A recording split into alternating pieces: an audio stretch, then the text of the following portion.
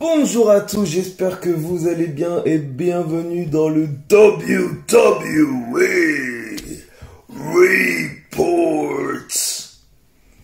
J'espère que vous allez bien et aujourd'hui on va parler évidemment de la review de Clash of Champions. Et donc j'ai pu regarder le show et franchement j'ai bien aimé. Franchement j'ai bien aimé le show. J'ai vraiment apprécié parce que ça a été vraiment un show plutôt sympathique dans l'ensemble. On a eu des matchs qui n'ont pas eu lieu, enfin un match qui n'a pas eu lieu malheureusement parce que Nikki Cross à cause du Covid n'a pas pu catcher. Donc le match avec Bayley a été donc annulé. Du coup à la place Bayley a fait une promo. Et puis franchement ça a été comment dire compliqué parce que certaines personnes attendaient ce match et même moi j'attendais vraiment ce match pour savoir si Bayley elle allait conserver ou pas. Et du coup ça m'a un petit peu chagriné, mais en même temps je comprends. Nikki Cross, voilà, elle est écossaise, c'est un pays européen. Le Covid-19, tout ça, c'est compliqué. C'est compliqué, clairement. On va parler donc du coup de Clash of Champions. Allez, c'est parti avec le kick-off. On a eu donc à la place, normalement on aurait dû avoir Asuka contre Zelina Vega pour le Raw Women's Championship dans le kick-off, sauf que ça a été remplacé finalement. À la dernière minute, nous avons eu finalement les SmackDown Tag Team Championship. Donc Cesaro et Shinsuke Nakamura qui ont affronté Gran Metalik et Lince Dorado. C'était Kalisto et Lince Dorado, pardon, accompagnés par Gran Metalik. À la fin du combat, Cesaro fait un Open Uppercut à Kalisto et Nakamura enchaîne avec son Running Knee sur Kalisto.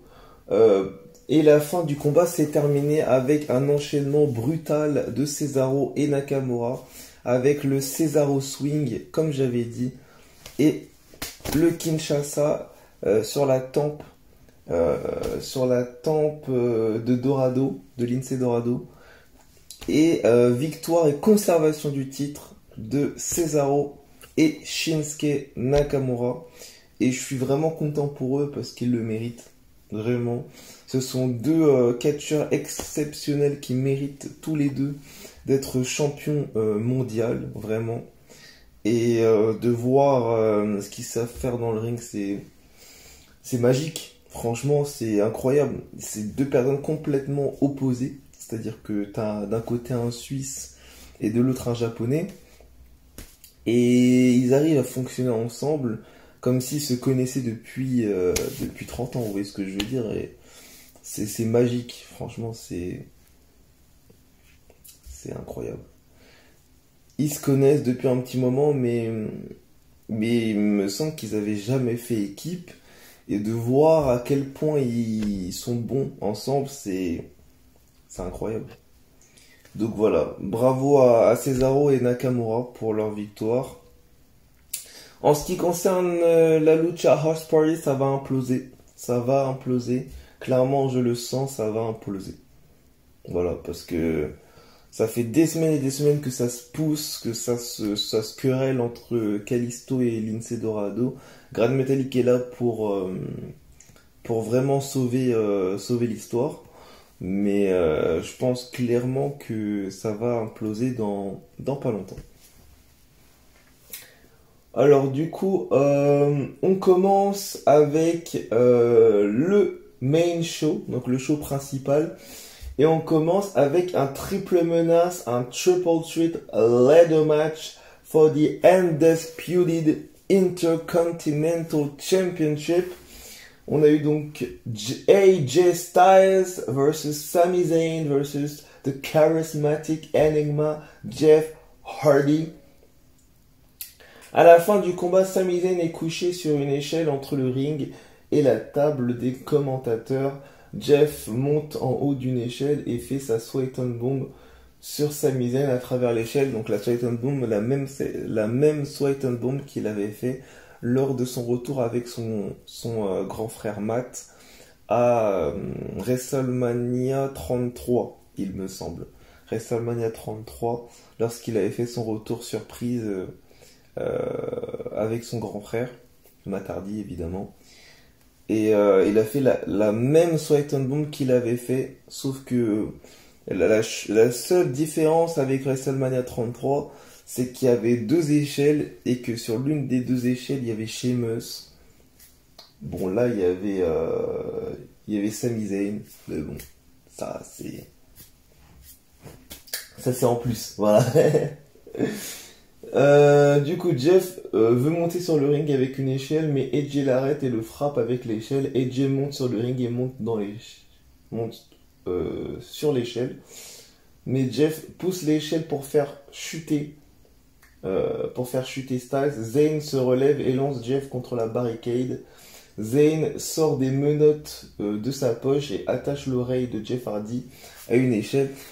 Franchement, les oreilles, franchement, Jeff Hardy devrait se faire reboucher les oreilles, sérieux. Parce que, je sais pas si vous avez remarqué, mais à chaque fois qu'il y a une stipulation, genre Hell in a Cell avec Randy Orton qui lui met un tournevis dans son oreille percée, là, Sami Zayn qui lui met des menottes, clairement c'est dangereux, c'est vraiment dangereux. Moi j'ai eu vraiment très peur pour les oreilles de Jeff Hardy.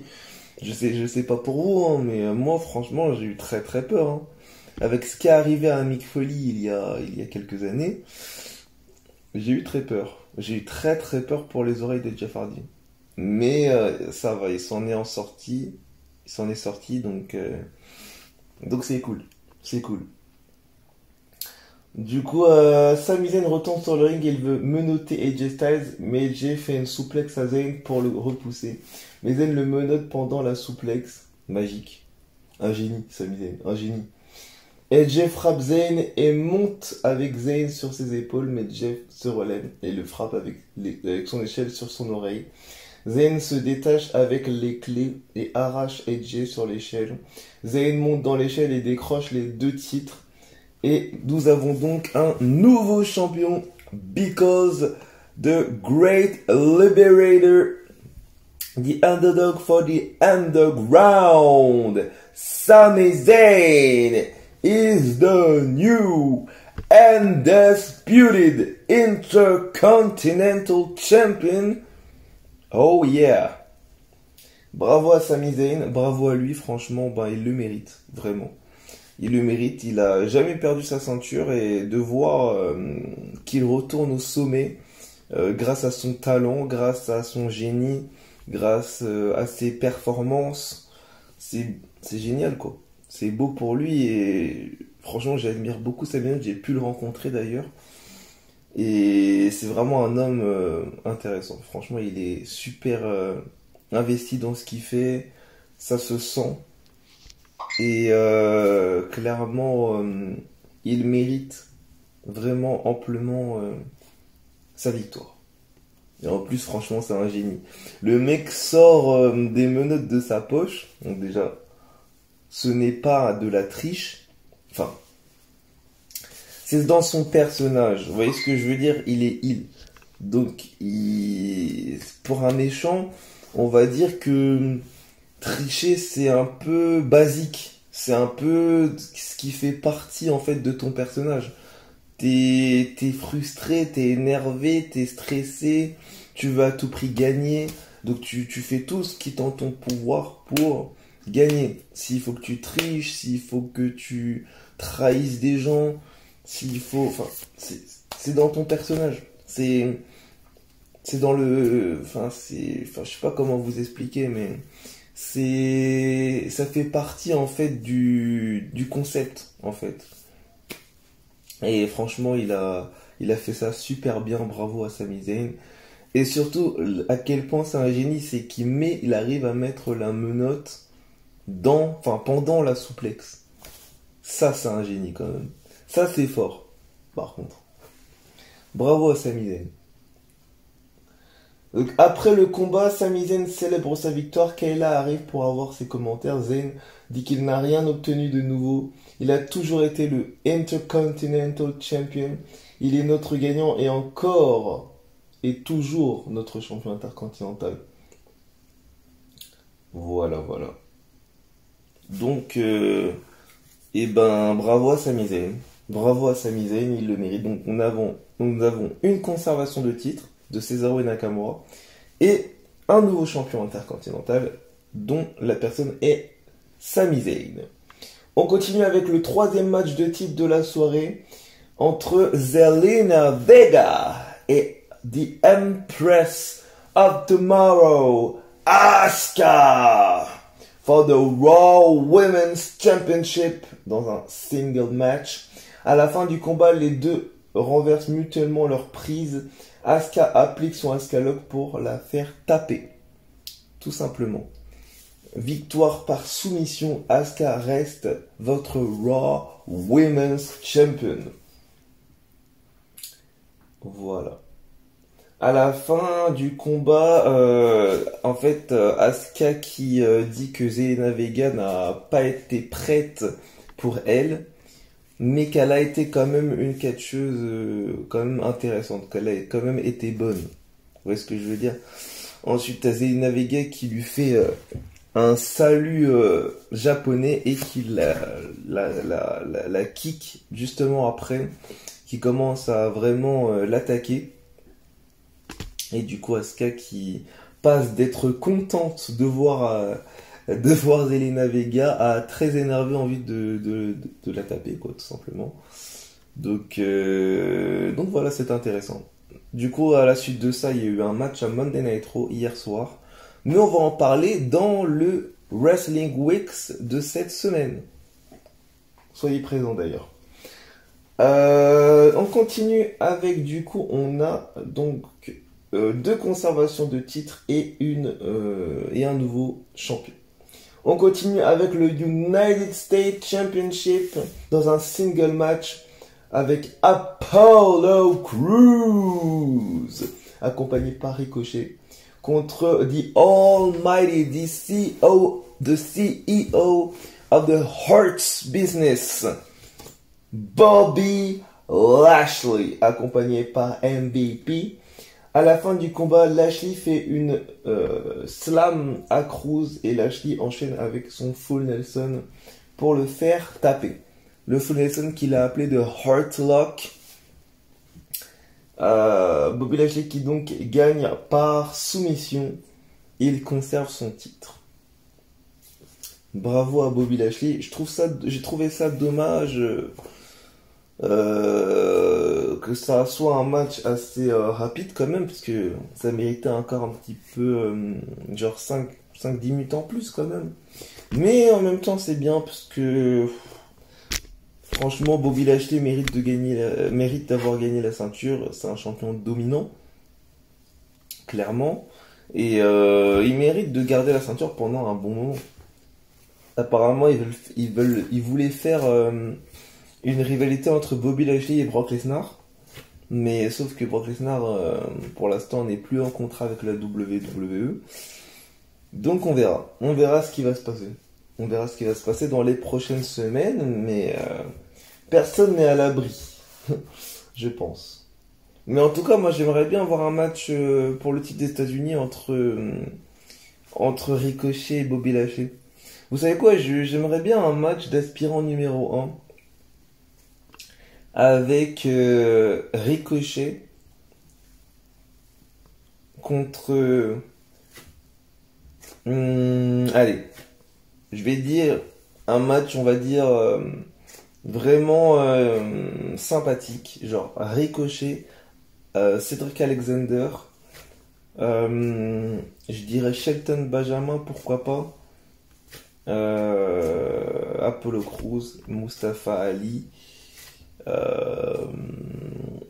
Je verrais bien un match à 6 et le gagnant il affronte Bobby Lashley. Et en gagnant, je verrais bien Ricochet. Parce qu'il mérite vraiment de gagner une opportunité pour le titre des États-Unis. Et pourquoi pas le gagner? Pourquoi pas le gagner, clairement? Parce qu'à chaque fois, j'ai remarqué qu'à chaque fois que Ricochet il affronte Bobby Lashley, il est pas très loin de gagner, hein. Il est pas très très loin de gagner. À chaque fois. Donc, moi je verrais bien Ricochet choquer le monde comme il sait le faire et remporter le United States Championship. Ça serait très très bien pour sa carrière. Mais j'avoue que Ricochet a le niveau pour remporter le titre mondial. Enfin, moi en tout cas, je pense sincèrement que Ricochet, pour moi, a le niveau d'être champion intercontinental, déjà, premièrement, et champion de la WWE. Je le pense vraiment. Il le mérite, en tout cas, avec son niveau. On continue avec le Raw Tag Team Championship avec The Street Profits face à Angel Garza et Andrade. À la fin du combat, Ford fait un spinebuster à Andrade et le court pour le compte de 3, mais Andrade résiste à la dernière seconde, mais l'arbitre confirme le compte de 3. Et ça a fait polémique parce qu'ils se sont dit pourquoi. En plus, ce n'est pas Montez Ford qui a fait. C'est pas Montez Ford qui a fait le tombé, c'est Angelo Dawkins, il me semble. Le site s'est un peu trompé sur ça. C'est Angelo Dawkins qui a fait le Spinebuster et ouais. Et Andrade s'est dégagé à la dernière seconde. Et mais du coup l'arbitre ne l'a pas vu, ou en tout cas l'a vu mais a quand même tapé 3 pour la simple et bonne raison que Angel Garza s'est blessé pendant le match. Voilà la raison pour laquelle le match s'est terminé et que l'arbitre a tapé 3 au lieu de valider le dégagement, parce que tout simplement Angel Garza ne pouvait pas continuer le match. Angel Garza s'est blessé pendant le match à la jambe, il me semble, au genou, ouais, je crois que c'est au genou de tête. Et du coup, en tant qu'arbitre, il a fait ce signe-là et il a tout simplement arrêté le match. Tout simplement parce que c'est normal. Enfin, Angel Garza, s'il est blessé, il va pas pouvoir défendre le titre avec Andrade. Du coup, vaut mieux faire conserver Angel Garza, vaut mieux faire conserver les Street Profits, clairement. Donc, conservation du titre des Street Profits, c'est triste. Je suis d'accord avec vous, mais en tant que catcheur, on n'est pas à l'abri, des blessures. On n'est pas à l'abri de se blesser en plein match. Donc c'est pour ça qu'il faut faire très attention à ce qu'on fait dans le ring. On présente une vidéo pour annoncer pour le prochain WWE Draft qui aura lieu les 9 et 12 octobre 2020. Donc du coup le 9 octobre ça commencera du côté de SmackDown, 9 octobre 2020, et le 12 octobre du côté de Monday Night Raw. On continue avec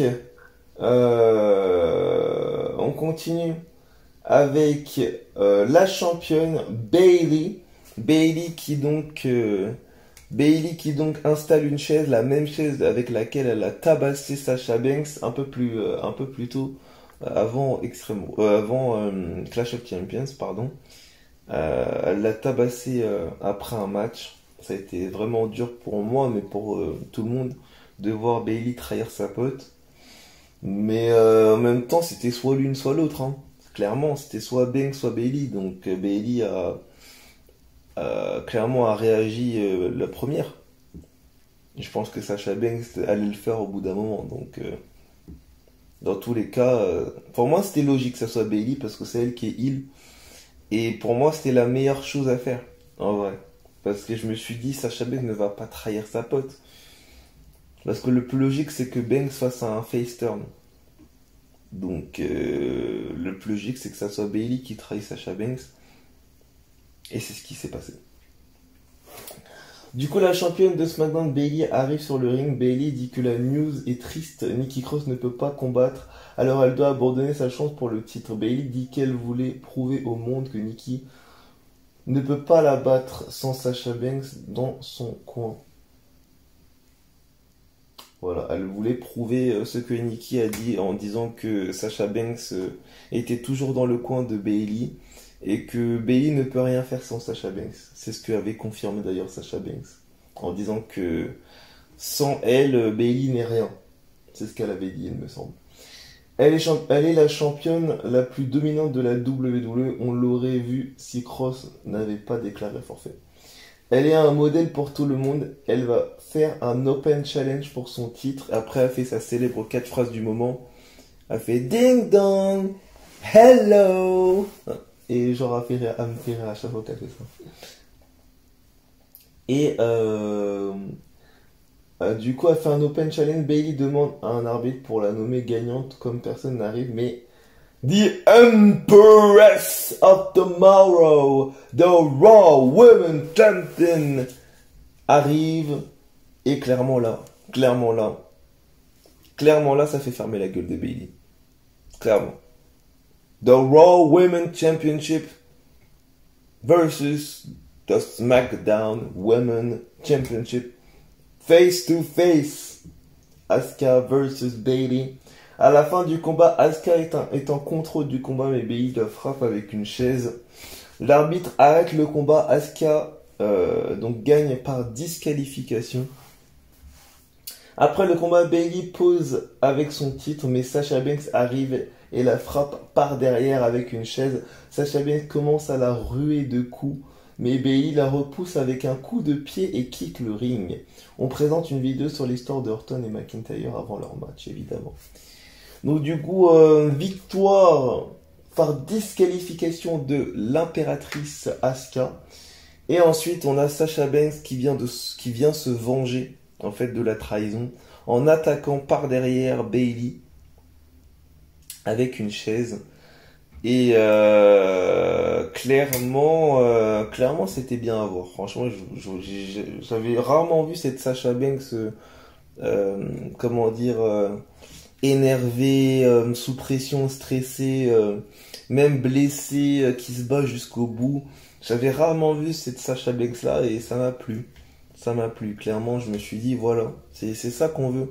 C'est cette intensité qu'on veut. Et franchement, j'ai hâte de voir Sasha Banks contre Bayley pour le SmackDown Women's Championship. Et si jamais Sasha Banks bat Bayley, ce que aucune femme à SmackDown n'a réussi à faire, même à Raw, même à NXT, si jamais ça arrive, j'aimerais enfin que Sasha Banks ait son grand moment. J'aimerais que Sasha Banks ait enfin le long règne qu'elle mérite. Parce que je sais pas si vous avez remarqué, mais à chaque fois que Sasha Banks remporte un titre, elle le garde au minimum un jour, au maximum une semaine. Un mois, allez, extrêmement max. Extrêmement max. Donc je parle d'un titre mondial, hein, pas un titre mineur. Un titre mondial. Genre le Raw, le SmackDown Women's Championship ou NXT. NXT, je crois que ça a été son plus long règne de l'histoire, enfin, dans son palmarès. Mais, enfin, je sais plus. C'est une bonne question, ça. C'est une bonne question à poser, ça. Alors, attendez. On va vérifier ça en direct, les amis. Parce que, des fois, je dis des choses, mais je préfère vérifier. Au moins, j'ai un aperçu de ce que je dis. Disons-le. Alors, Sasha Banks.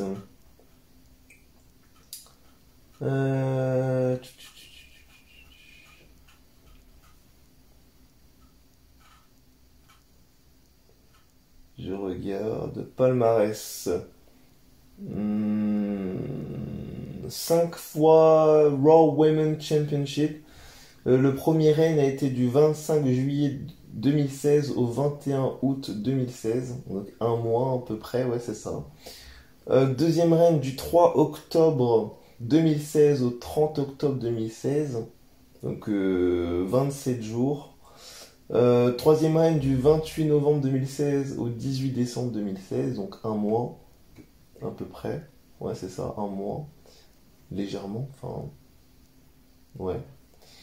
À peu près, ouais, un mois. Ensuite, quatrième règne du 20 août 2017 au 28 août 2017. Donc 8 jours. Triste. Et enfin, du 27 juillet 2020 au 23 août 2020. Pour Raw, en tout cas. Donc à peu près un mois. Ensuite, une fois NXT Women's Champion du 11 février 2015 au 22 août 2015. Ouais, donc elle a eu un long règne, hein. Elle a eu un long règne. Janvier, février, donc attends, février, mars, avril, mai, juin, juillet, août. Elle a eu un règne de 7 mois. Donc c'est quand même un long règne. 7 mois, c'est pas mal. Et ancienne 2 fois Women's Tag Team Champions avec Bailey. Ok. Mais sinon, non, elle a jamais eu le titre de SmackDown, hein. Elle a jamais eu le titre de SmackDown. Donc ça serait intéressant. Ça serait intéressant, clairement. Ça serait pas mal pour elle. Ça serait pas mal pour elle d'avoir le titre de SmackDown. Et puis clairement, ça la fera devenir une Triple Crown Champion. Parce que du coup, elle aurait eu le titre NXT, les 2 titres principaux du main roster. Donc ça la ferait devenir une Triple Crown Champion. Et rejoindre Bailey, justement. Mm. Donc ouais, Sasha Banks, du coup, moi je la vois bien détrôner Bailey, mais d'abord il faut qu'elle travaille sérieusement sur sa blessure et qu'elle travaille son in-ring encore plus, qu'elle augmente son niveau pour pouvoir rivaliser avec celui de Bailey actuellement et lui prendre son titre, ce qui est pas facile à faire. Ensuite, on continue avec le WWE Championship dans un ambulance match.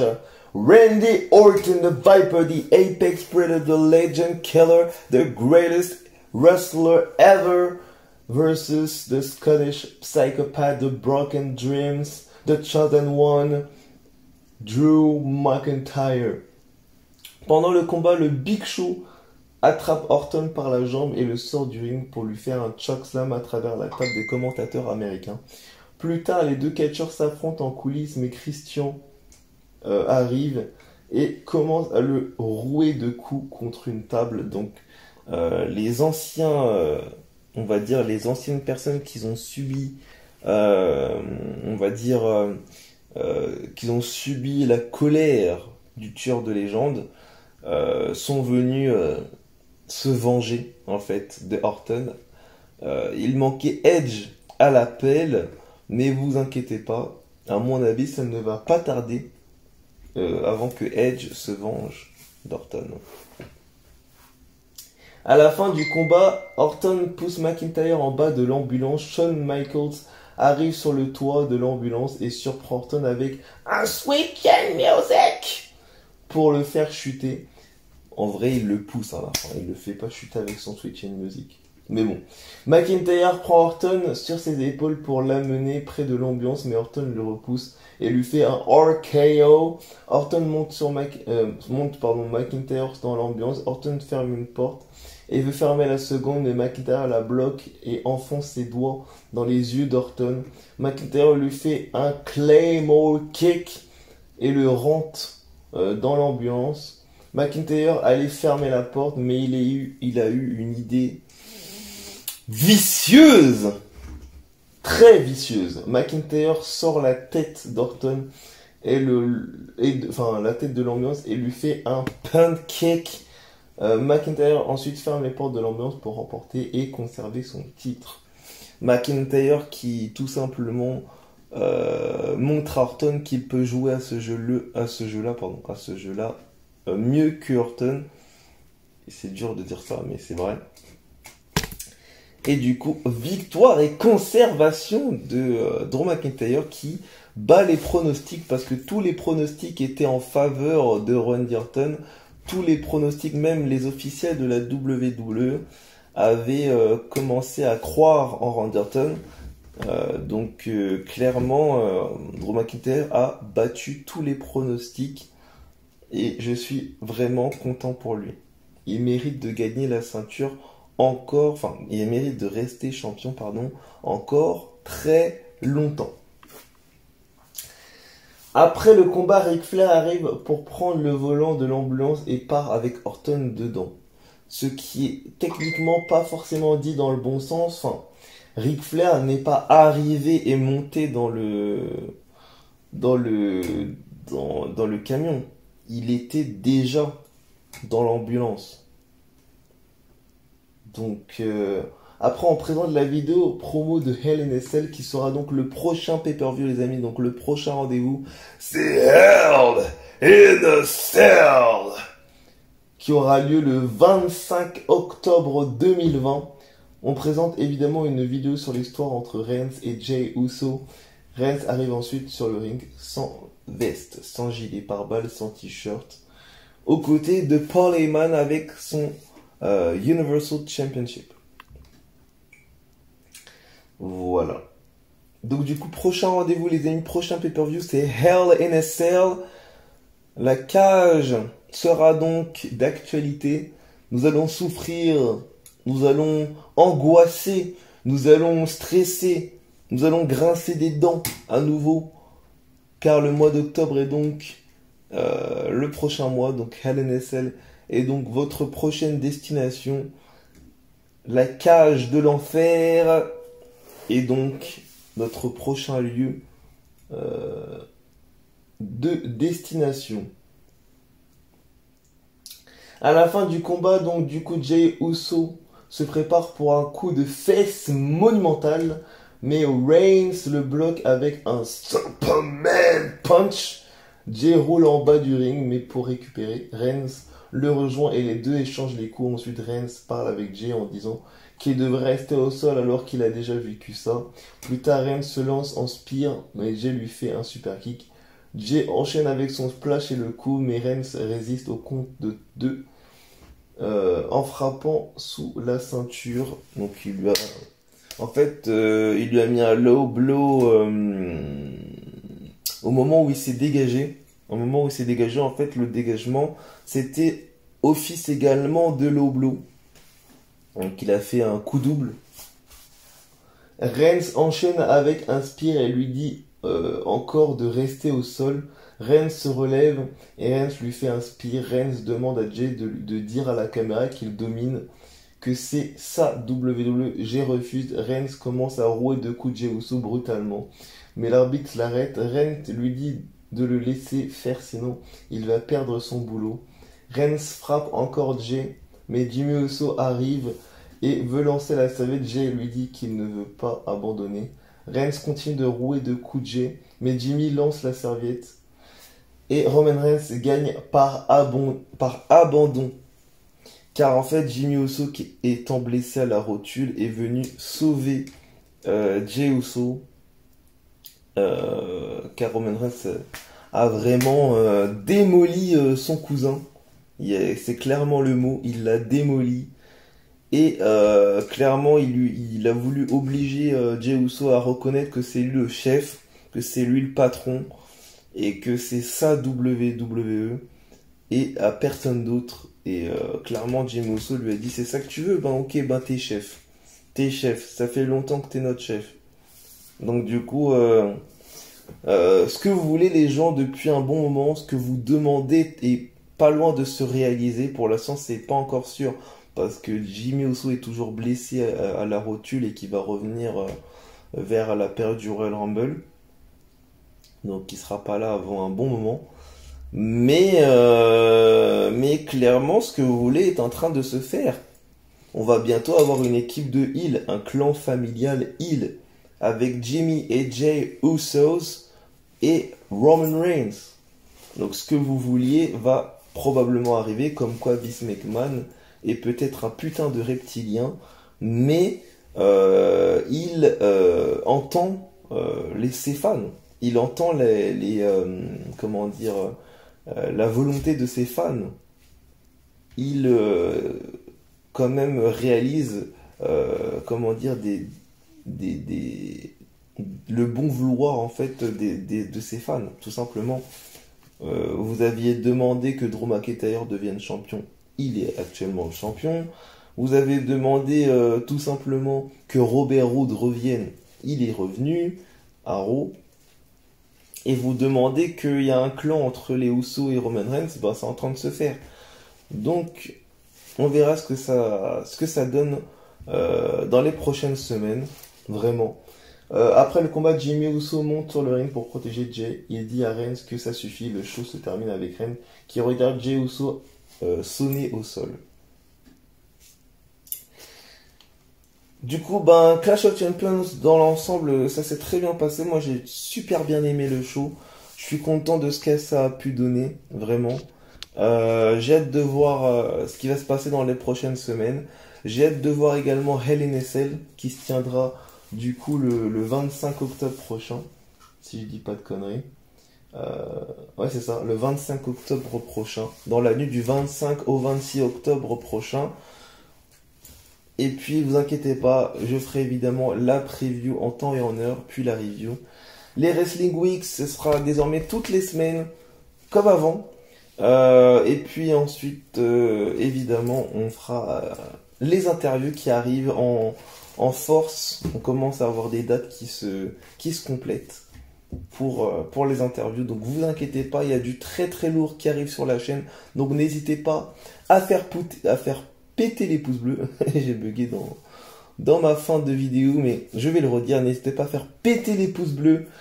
Mettez un putain de commentaire, s'il vous plaît, ça fait vraiment plaisir de vous voir discuter, de vous voir parler, de savoir ce que vous en avez pensé de Clash of Champions. Abonnez-vous, parce que c'est vraiment important pour moi de vous voir vous abonner. Ça me permet de savoir que vous me suivez, et ça me permet aussi de savoir que vous avez apprécié le show et que vous appréciez, que ça peut apprécier la vidéo. Ensuite, évidemment, partagez en sûreté. Faites pas de bêtises, s'il vous plaît. Ensuite, évidemment, activez la cloche, parce que c'est le seul moyen de retrouver mes vidéos en temps et en heure. Et nous, on se retrouve très prochainement pour de nouvelles vidéos. Bisous à tous. Ciao, bye bye.